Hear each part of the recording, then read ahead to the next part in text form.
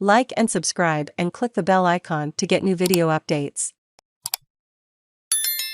South African police disperse crowd calling for aid after flooding. Climate change is here, says President Ramaphosa after 300 died in eastern city of Durban. Police in South Africa have used stun grenades to disperse a crowd calling for more and better official aid for victims of the lethal floods earlier this week. The demonstration on Thursday briefly blocked a major highway in the eastern city of Durban, where more than 300 people have died in flooding in recent days.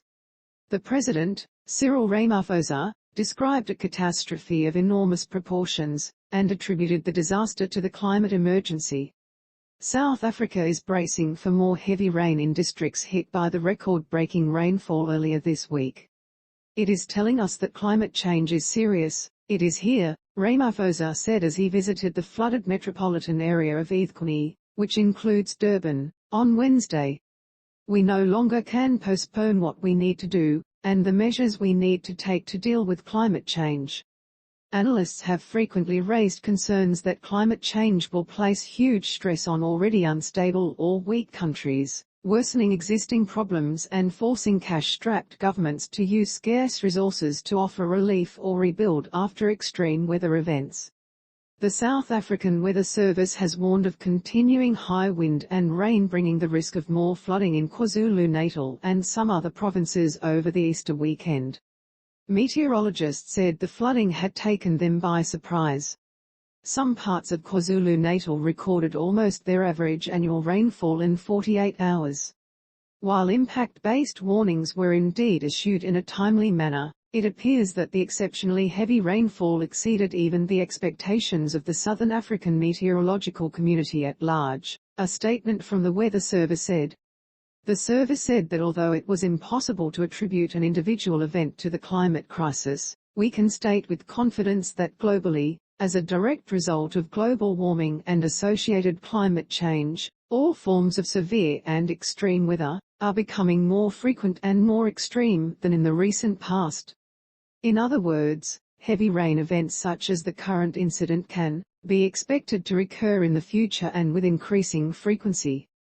The death toll is expected to increase as search and rescue operations continue, officials said, and the full extent of the destruction becomes clear. Thousands of people have been made homeless by the floods, roads and bridges were destroyed, and at least 248 schools have been damaged. In one township a Methodist church was swept away. A Hindu temple was badly damaged in Umlatusena, Chatsworth, near Durban, after a river burst its banks.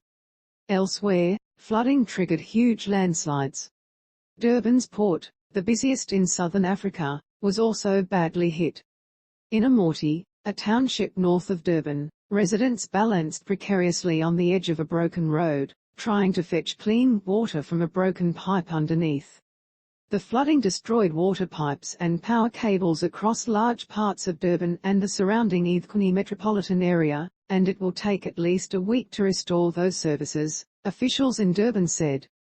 NGOs were scrambling on Thursday to bring relief to badly hit communities.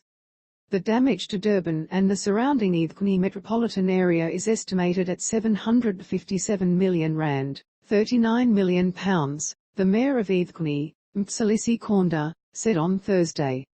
At least 120 schools have been flooded, causing damage estimated at more than R380 million and bringing officials to temporarily close all schools in the province. At least 18 students and one teacher have died in the floods, the education minister, Angie Motshekga, said. This is a catastrophe and the damage is unprecedented. What is even more worrying is that more rain is expected in the same areas that are already affected. Volunteers said they were desperate to source food, clothes and other essentials. In a pitch-dark hall in Durban's Goblins Hostel district, volunteers used the torches from their mobile phones to register scores of displaced people overnight. We are just helping the people because we care, said Mabheki Sokhila, 51, who helped organize temporary shelter at a community hall.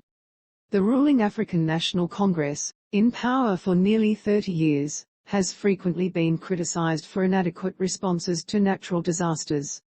Rescue efforts by the South African National Defence Force were delayed as the military's air wing was affected by the floods, but the military has now deployed personnel and helicopters to bring in humanitarian relief. Rain continued in parts of Durban on Wednesday afternoon and a flood warning was issued for the neighbouring province of Eastern Cape.